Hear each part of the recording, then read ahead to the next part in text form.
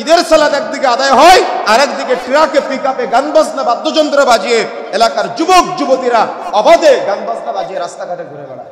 কতটুকু মূল্যবোধের অবক্ষয় না হলে এরা আজকে ঈদের দিন সকালে প্রত্যেকটা মোড়ে মোড়ে বক্স বাজিয়ে গান বাজনা বাদ্যযন্ত্রের আয়োজন করে, বক্স বাজিয়ে গান বাজনা বাদ্যযন্ত্রের আয়োজন করে, তো করে লটারির আয়োজন করে, নারী পুরুষের একসাথে বিভিন্ন রকম ওই কি বলে যাত্রাপালার আয়োজন করে।